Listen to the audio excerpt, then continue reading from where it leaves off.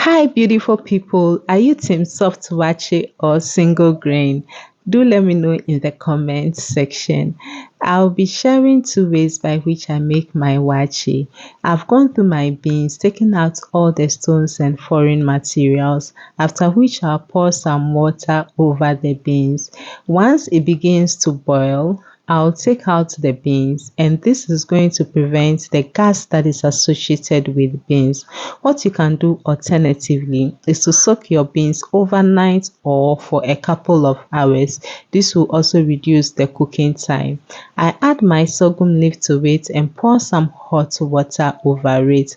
I am using Lagos beans, and Lagos beans is known to be very soft on its own. Okay, so for that reason, I'm not using baking soda. If you are using a different type of beans that takes longer to cook, you can use some baking soda. And also what the baking soda does is to activate the color in the sorghum leaf. Okay, now I have with me here 1 cup of yasmin rice and half cup of basmati rice, which is optional. You can simply reduce the amount of water you are using, but basmati has the ability of giving you that single grain when it comes to rice. I'll check on my beans, and once it's nicely cooked, I'll add my rice. But before that, I'll take the sorghum leaf out of it. Okay, I'll wash it and dry it, and I can use it for the second time. Now I'll add in some salt. It is advisable that when you are cooking beans, salt should be the last thing you add, because when you add salt from the beginning, it can extend the cooking time. I have actually not tried cooking beans with salt from the beginning to see. Maybe one day I'll experiment it and see, but this is knowledge that has been passed down from generation to generation.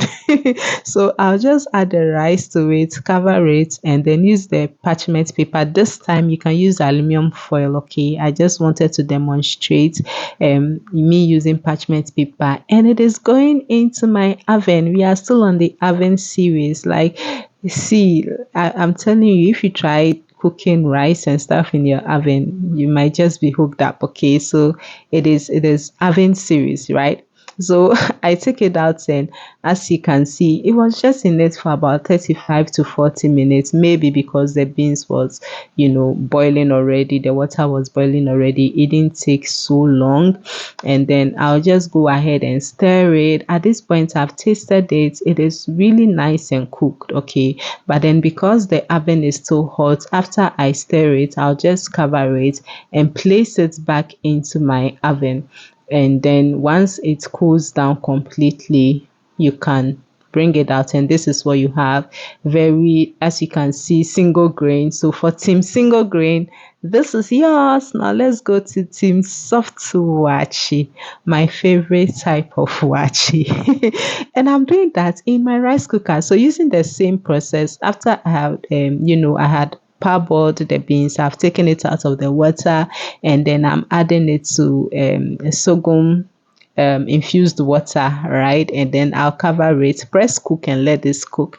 And once it is cooked to a point, I'll take the sorghum leaf out, add my salt to it, and then add the rice. This method is what I've been using to cook my waakye for years and years, since campus time. When you're in school, we use our rice cooker for everything. We use our rice cooker for yam. As for yam, there is popular, but I have a cousin who actually used her rice cooker to prepare banku.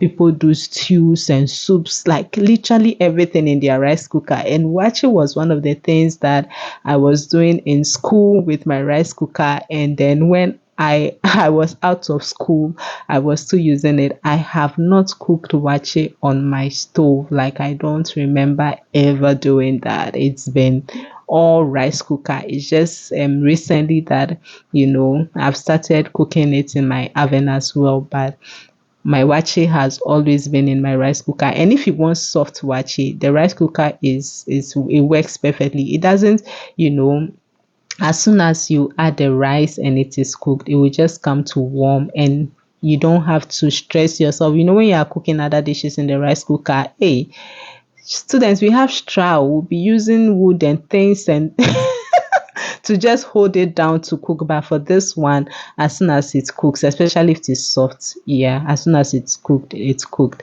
And what I love about these two methods is that there's no waste. See, if you want kanzo, you still get some small kanzo.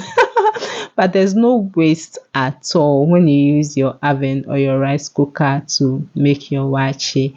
I hope you enjoyed this video. Kindly give me a thumbs up, a like, and subscribe. Follow me on all my social media platforms, and I'll see you again in another. Bye bye.